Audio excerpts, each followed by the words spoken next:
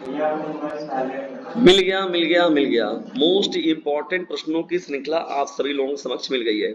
बहुत ही ज्यादा most important होने वाला है ये, इसलिए क्योंकि इसमें हम लोग बात करने वाले हैं आपके गृह विज्ञान कक्षा 12 के विद्यार्थियों के लिए बहुविकल्पी के की बात तो हो चुकी है, दीर्घोत्तरी के महत्वपूर्ण प्रश्नों की श्रृंखला। ठीक है डिस्टेंस, तो बहुत ही मोस्ट इंपॉर्टेंट है, एनसीईआरटी बेस पर आधारित है और दीर्घोत्तरी प्रश्नों की श्रृंखला है कक्षा 12 के विद्यार्थियों के लिए गृह विज्ञान के। चलिए स्टार्ट करते हैं दीर्घोत्तरी का यानी लॉन्ग टाइप क्वेश्चंस का ये महत्वपूर्ण सेशन। तो यहाँ पर देखिए सभी क्वेश्चन डिस्कस आपके साथ हो चुके हैं और यहाँ पर जो लास्ट क्वेश्चन बचा हुआ है क्वेश्चन नंबर 8, चलिए उस पर भी हम लोग डिस्कस कर लिया जाए। देखिए दोस्तों प्रश्न क्या है, बहुत ही महत्वपूर्ण प्रश्न है यहाँ पर जो आप लोगों के समक्ष प्रस्तुत होने जा रहा है। ये प्रश्न जो है युवा वाला तो हो गया था, क्वेश्चन नंबर 8 कहाँ गया, आ गया, ठीक है ये वाला। प्रारंभिक बाल्यावस्था देखभाल और शिक्षा के उद्देश्य एवं महत्व पर प्रकाश डालिए।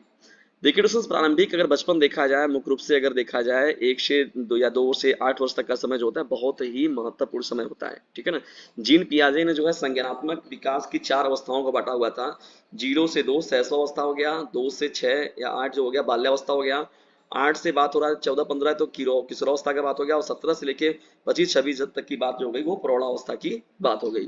तो ये 4 चरण जो होते हैं बहुत ही महत्वपूर्ण होते हैं। उसी में देखिए यहाँ बचपन की बात हो रही है, बाल्यावस्था की बात हो रहा है, ठीक है ना। तो ध्यान से समझिए इसको, ध्यान से, बहुत ही मोस्ट इंपॉर्टेंट है। देखिए देखभाल और शिक्षा जो होता है बच्चों के समग्र विकास और कल्याण में जो होता है बहुत ही महत्वपूर्ण होता है। प्रारंभिक बचपन की देखा जाए देखभाल और शिक्षा का उद्देश्य जो होता है एडिशंस, वो छोटे बच्चों को बढ़ने में देखा जाए, सीखने में और पनपने के लिए एक पोषण और प्रेरक वातावरण प्रदान करता है। कौन? प्रारंभिक बाल्यावस्था जो होता है। प्रारंभिक बाल्यावस्था में अगर विशेष रूप से ध्यान दे दिया जाए तो एक बच्चे के जीवन की यह अवधि जो होता है डिस्टेंस जन्म से लेकर लगभग 8 वर्ष की आयु तक का जो समय होता है उसके मस्तिष्क के विकास के लिए बहुत ही महत्वपूर्ण होता है, उसके सामाजिक भावनात्मक विकास के लिए बहुत महत्वपूर्ण होता है, मूलभूत कौशल के अधिग्रहण के लिए देखा जाए तो बहुत ही महत्वपूर्ण होता है और साथ ही साथ उसकी भविष्य की सफलता को वो निर्धारित भी करता है। यानी वो जो परिश्रम होता है, श्रम होता है, उसका दूरगामी परिणाम देखने को मिलता है। जब भी बच्चा होता है डिस्टेंस उस पर विशेष रूप से ध्यान देना जरूरी होता है। एक सही मार्गदर्शन वो हम लोगों के हाथों में ही होता है और हम लोगों को विशेष रूप से उन सभी परिस्थितियों में ध्यान देना चाहिए। देखिए शारीरिक विकास चाहिए, संज्ञानात्मक विकास चाहिए, सामाजिक विकास चाहिए, भावनात्मक विकास चाहिए, भाषाई विकास चाहिए, तो इन सभी के लिए जो है वो आप मतलब विशेष रूप से ध्यान देने की जरूरत होती है ना। देखिए इस प्रकार से उनके अंदर कोई भी चीजों का गुणवत्ता युक्त जो उनके लिए माहौल बनाया जाए जिससे वो किसी भी समस्या समाधान तक जो है खुद पहुंच सके और उनके अंदर किसी भी विचारों को लेके उसका आलोचनात्मक वो सोच उनके अंदर पैदा हो, आलोचनात्मक सोच उनके अंदर विकसित हो सके, संचार की भावना उनके अंदर विकसित हो सके, सामाजिक संपर्क की भावना उनके अंदर विकसित हो सके और तमाम जो कौशल है जो उनके दिनचर्या के लिए या उनके जीविका के लिए जो है महत्वपूर्ण सिद्ध हो सकते हैं वो सभी चीजें शामिल होती हैं। देखिए ये कौशल क्या होते हैं डिस्टेंस, उनको शैक्षणिक सफलता के लिए देखा जाए तो बहुत ही महत्वपूर्ण होता है, बल्कि शैक्षणिक नहीं बल्कि समग्र कल्याण के लिए जो होता है बहुत ही इंपॉर्टेंट होता है और जीवन में सफलता के लिए जो होता है बहुत ही ज्यादा महत्वपूर्ण होता है। प्रारंभिक बचपन में देखा जाए तो देखभाल बहुत जरूरी होता है, छोटे से बच्चे का देखभाल बहुत ही ज्यादा सिंसियरिटी के साथ करना चाहिए और शिक्षा का उद्देश्य जो होता है डिस्टेंस बच्चों में सीखने के प्रति प्रेम की भावना पैदा होनी चाहिए और जिज्ञासा की भावना पैदा होनी चाहिए ना। क्यूरियोसिटी बहुत मोस्ट इंपॉर्टेंट होता है, ठीक है डिस्टेंस, तो खुद भी क्यूरियस अगर आप रहेंगे तभी उस बच्चे, देखिए हम लोग के बेस पर यानी हम लोग को सही बच्चे सीखते हैं। वजह क्या होता है कि जैसे हम लोग क्या छोटा बच्चा आता है, जैसे छोटा बच्चा साइकोलॉजिकली मैं थोड़ा सा बताऊं एक बात आपको कि जैसे छोटा बच्चा है और अगर वो देखेंगे घर में रहता है, अगर वो उसका क्यूरियोसिटी कितना जबरदस्त रहता है, उसके माइंड का कितना डेवलपमेंट रहता है, लेकिन हम लोग उसको क्या कर देते हैं, दबा देते हैं। जैसे वो अपने माँ के पास बैठा हुआ है तो अपनी यदि उसकी माँ रोटी बना रही है तो कहेंगे कैसे रोटी बन रहा है, प्रश्न पूछेगा, माँ कहेंगे ऐसे बन रहा है, फिर कहेंगे क्यों सेका जा रहा है इसको, फिर उसके लिए बोलेंगी, मतलब 2-3 प्रश्न जब आप ऐसे पूछेंगे तो फिर माँ गुस्सा आ जाएंगी और उसको एक तमाचा देंगी और उसका जो सर यानी सिर की खोपड़ी का जो उसका तार खुल रहा था वो ब्लॉक हो गया। जब वो अपने पेरेंट्स के पिताजी जी के साथ जाएगा साइकिल पर बैठकर या बाइक पर बैठकर, पिताजी साइकिल कैसे चल रहा है, बाइक कैसे चल रहा है, तो आप उसको एक्सप्लेनेशन दे रहे हैं कि मतलब पिताजी बताएंगे बेटा ऐसे चलता है, पेडल मारने से चलता है, पेडल क्यों मार रहे हैं, बिना पेडल मारे चलाइए। अब मान लीजिए पिता किसी बातों को लेकर इरिटेट है, पता चला वो भी 2 पड़ाका मार दिए। तो अब विद्यालय मिलता है और सबसे महत्वपूर्ण रोल अदा करता है विद्यालय। यदि विद्यालय में बच्चा क्यूरियोसिटी दिखा रहा है तो पूरे वहां के टीचर स्टाफ को उसका मैनेजमेंट सही तरीके से रखना चाहिए, ठीक है, और बच्चे की क्यूरियोसिटी को जो है उसका सही जो निर्णायक उत्तर उसे जरूर देना चाहिए। तो इससे क्या होता है डिस्टेंस, एक सिंसियरिटी जो बच्चे के अंदर वो बनी रहती है, ठीक है ना, और उत्तेजक और आकर्षक वातावरण का माहौल उसके लिए बना रहता है, जिससे वो अन्वेषक के रूप में रचनात्मक कार्यों के लिए और खेल भी उसके अंदर प्रोत्साहित होगा। और उसके अंदर जो होगा, जब जब खेल की भावना पैदा होगी तो उसके अंदर टीम वर्क की भावना पैदा होगी, उसके अंदर एकता की भावना पैदा होगी कि हम लोग सकारात्मक किसी भी चीजों के प्रति उसका एक सकारात्मक दृष्टिकोण बनेगा। ये बहुत महत्वपूर्ण होता है सीखने के प्रति। देखिए सकारात्मकता का होना बहुत जरूरी होता है, सकारात्मक दृष्टिकोण का होना, ठीक है ना। शिक्षा के प्रति आजीवन प्रेम विकसित होने की अधिक संभावना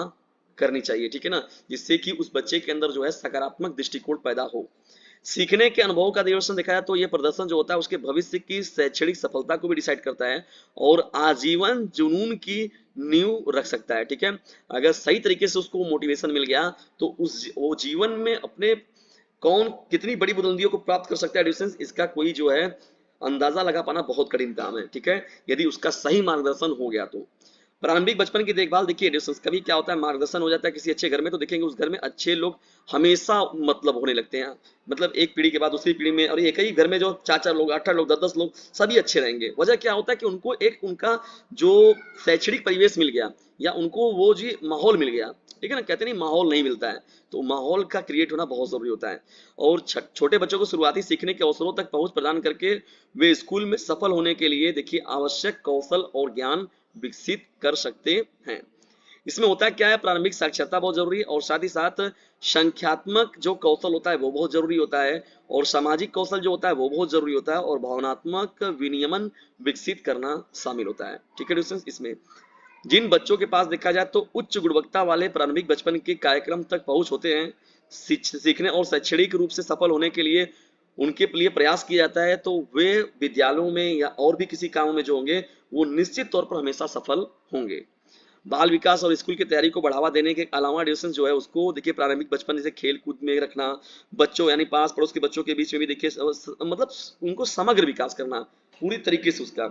पुरानी ये कहावत थी डिस्टेंस की, पढ़ोगे लिखोगे तो होगे नवाब, खेलोगे कूदोगे तो होगे खराब। देखिए आज खेल भी जो है बहुत ही बड़े पैमाने पर आगे निकल चुका है, तो बच्चे के प्रोत्साहन देखना बहुत जरूरी होता है कि किस मामलों में वो बेहतर कर रहा है, तो उसको उसी डायरेक्शन में क्या कर देना चाहिए, दिशा दे देनी चाहिए। जैसे कहा जाता है कि अब आज देखिए भारतीय जो क्रिकेट के हम लोग के सम्राट कहे जाने वाले सचिन तेंदुलकर जी, क्या क्रिकेट खेल नहीं रहे हैं, वो क्रिकेट खेला उन्होंने, आज उनको भारत रत्न दिया गया, ठीक है, और ऐसे एजुकेटेड बहुत सारे लोग पढ़े हुए हैं। तो मतलब तरह तरह की चीजें हैं, देखिए कौशल आपके अंदर विकसित करने की जरूरत है किसी बच्चे के अंदर, और यदि कौशल उसके अंदर विकसित हो गया तो उसका दीर्घकालिक लाभ देखने को मिलता है रिसर्च, ठीक है ना, ऐसा नहीं है कि उसका अल्पकालिक लाभ होता है। जो ज्ञान होता है उसका ज्ञान का जो लाभ होता है वो दीर्घकालिक लाभ होता है, ठीक है ना। और बच्चे के अंदर उच्च गुणवत्ता की व्यवस्था करनी चाहिए, उनके हाई स्कूल से स्नातक तक होने तक के लिए उच्च शिक्षा प्राप्त करने के लिए जो है पूरा का पूरा अपना आर्थिक सामाजिक और जो भी सहयोग हो सके उसमें अधिक से अधिक बढ़ चढ़कर हिस्सा लेना चाहिए, जिसका कि वो आर्थिक परिणाम भी बहुत बेहतर देगा भविष्य में, ठीक है। प्रारंभिक बचपन की देखभाल देखना बहुत जरूरी होता है और शिक्षा में निवेश से देखा जाए तो अपराध की दर में भी कमी होती है। देखिए कहने का मतलब, अब देखिए बहुत बड़े बड़े शिक्षक जो होते हैं वो भी सुझाव देते हैं कि यूपीएससी की तैयारी सभी को करनी चाहिए। तो क्या जरूरत है यूपीएससी की तैयारी करने की, क्या सभी लोग यूपीएससी आईएएस बन ही जाएंगे? नहीं, नहीं बनेंगे, 1% लोग बन रहे हैं, केवल 99% लोग फेल हो जा रहे हैं। तो कहने का मतलब कि यदि वो लोग अगर उस सिलेबस को एक बार पढ़ लिए तो उनके अंदर एक संस्कार पैदा हो जाता है, एक किसी भी चीजों के प्रति अपने विचार को रखने का एक तजुर्बा उनके अंदर हो जाता है, समझ पैदा हो जाता है। तो सोसाइटी जब शिक्षित होती है, समाज शिक्षित होगा तो निश्चित तौर पर इसका जो परिणाम होगा वो दूरगामी परिणाम देखने को मिलता है।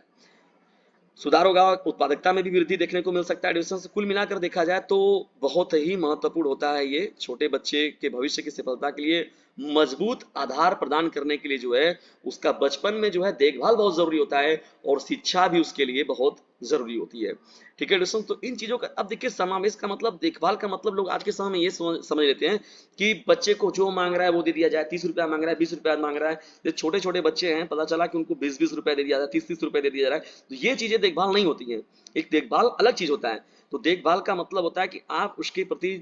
जवाब दे रहे हैं किसी भी चीजों के लिए। अब यहाँ पर लोग दे दे रहे हैं पैसे, मतलब उन बिगाड़ने का काम कर रहे हैं, एक तरीके से उसका नकारात्मक प्रभाव बच्चे के ऊपर जा रहा है, ठीक है ना। तो ये चीजें नहीं होनी चाहिए और ये हमेशा पेरेंट्स को नहीं भूलना चाहिए कि आप उसके पेरेंट्स है, वो आपका पेरेंट्स नहीं है, ठीक है ना। बच्चों के समग्र विकास पर ध्यान केंद्रित करना, सीखने के प्रति प्रेम को बढ़ावा देकर बच्चों को स्कूल की तैयारी के लिए तैयार करना, और जो ये सब कार्यक्रम होते हैं उसके जीवन को जो है बहुत ही महत्वपूर्ण रूप से प्रभावित करते हैं, और समाज में जो है इसका वो स्थायी प्रभाव भी देखने को मिलता है, और जीवन में वो बच्चा जो होता है बहुत ही बेहतर कर जाता है। यह नीति निर्माताओं के शिक्षकों के नीति निर्माताओं की वजह से पॉसिबल होता है, शिक्षकों की वजह से पॉसिबल होता है, अभी अभिभावकों की वजह से होता है, आदर्श व्यक्ति का। देखिए जितने भी लोग महापुरुष होते हैं, जितने भी लोग दिव्य होते हैं, जितने भी लोग अच्छे होते हैं, वो किसी न किसी का, जैसे आप अगर अपना बेहतर व्यवहार दिखा रहे हैं, अगर खराब व्यवहार भी दिखा रहे हैं, तो आपके पीढ़ी में या आपके घर पास पड़ोस में या किसी आदर्श व्यक्ति का, किसी अनादर्श व्यक्ति का उनका जो नीति है वो आपके अंदर समाहित है। तभी आप किसी न किसी के कोई ना कोई एक प्रेरणा ऐसी होगी जिससे आप मोटिवेट होंगे, उस प्रेरणा से आपने कामों को करते हैं। ठीक है, ये सबकी बात हो रही है, चाहे जो भी हो, सभी के लिए बात है। और बचपन की देखभाल और शिक्षा को प्राथमिकता हर एक अभिभावक को देना चाहिए, और यदि आप भी हैं, आपके छोटे भाई बहन हैं, बड़े भाई बहन है, तो सभी का सभी के प्रति जो समावेश होना बहुत जरूरी होता है। और बच्चों को आगे बढ़ने और अपनी पूरी क्षमता तक पहुंचने के लिए आवश्यक अवसरों तक जो है पहुंच प्राप्त हो सके। ठीक है, और जीवन में वो अपना बेहतर कर सके। ठीक है दोस्तों, और डीजे सर चैनल जो है आप सभी लोगों के जीवन को बेहतर तरीके से बनाने के लिए भी सजग है, लेकिन इस चैनल को भी उचित तरीके से पहचान देने में जो है आप अपनी भूमिका अदा कर सकते हैं। डीजे सर फैमिली को जब तक ये डिस्टेंस 1000 की श्रृंखला में नहीं, बल्कि ये मिलियन बिलियन ट्रिलियन तक पहुंचना चाहिए, तो इसकी सार्थकता तभी सिद्ध होगी जब आप सभी लोग मिलकर अपना सहयोग करेंगे। तो डिस्टेंस इसे जो है अपने क्लासमेट पर शेयर जरूर कीजिएगा। और आज शब बारात भी है, तो जो भी मुस्लिम विद्यार्थी डिस्टेंस हैं और साथ ही साथ जो भी सहयोग भाव से जो भी रहते हैं, देखिए हमारे भी कुछ मित्र हैं जो आज वगैरह मिलता है, क्या कहता है, जो हलवा वगैरह, तो मैंने भी गरी का प्रस्ताव रखा हुआ है, या तो मेरे मित्र देते जरूर हैं, आता है उनके यहाँ से, तो हम लोग भी ग्रहण करते हैं। तो आप सभी लोगों को शब बारात की हार्दिक शुभकामनाएं भी, और बेहतर तरीके से जो है अपनी स्टडी आप लोग करते रहिए। ठीक है डिस्टेंस, और इस सेशन को जो है अपने क्लासमेट पर शेयर जरूर कीजिएगा। डीजे सर का कहना है पढ़ने के साथ ही साथ इस चैनल का लिंक अपने क्लासमेट पर शेयर करते रहना है।